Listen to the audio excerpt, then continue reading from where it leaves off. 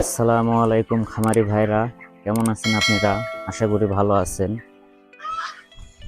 আজকে যে বিষয়টা আপনাদেরকে বলবো, খামারে ছোটোখাটো কিছু ভুল করে থাকে খামারি ভাইরা।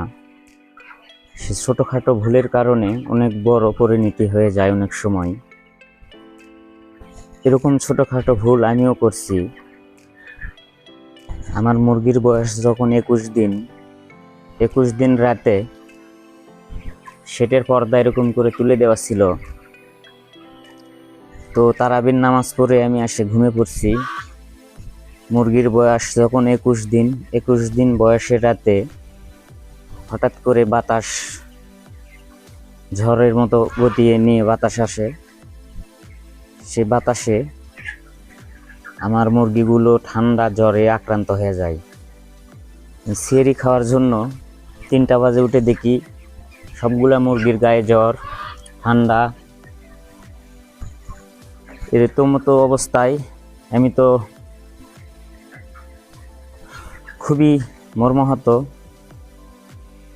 যে আমার একটা ভুলের কারণে এই সমস্যা। পর্দাগুলো যদি আমি নামিয়ে দিতাম ওই বাতাসের সময়, তাহলে মুরগির এই অবস্থা হইতো না। তো আমি তারপরে যে ট্রিটমেন্টটা নিই, 2 দিন ট্রিটমেন্ট নেওয়ার ফলে আল্লাহর রহমতে আমার মুরগিগুলো এখন সম্পূর্ণ সুস্থ। তো আমি কি ট্রিটমেন্ট নিলাম আমার মুরগি জ্বর সর্দি ভালো করার জন্য, সে বিষয়ে আপনাদেরকে বলবো। এই ভিডিওটি করার উদ্দেশ্য একটাই,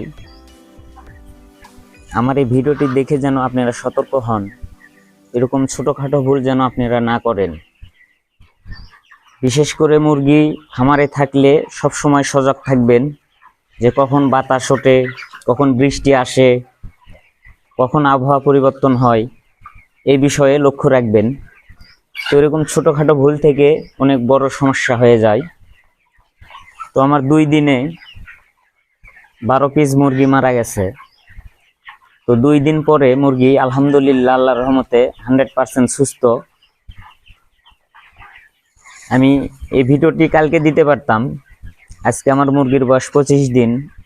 তো আমি কালকে দিতে পারতাম, আমি কালকে দিই না। এই কারণে আমি কালকের দিন দেখছি, আজকের দিনও দেখলাম যে না, আলহামদুলিল্লাহ কালকেও মুরগি কোনো মারা যায় নাই, আজকেও মারা যায় নাই, মুরগিগুলো অনেক সুস্থ।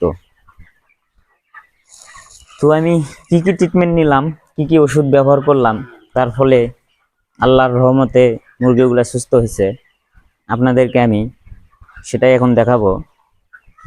তো আমি প্রথমে যে ওষুধটি দেখাবো ঠান্ডার জন্য ব্যবহার করছি টাইলোরেস ভেট।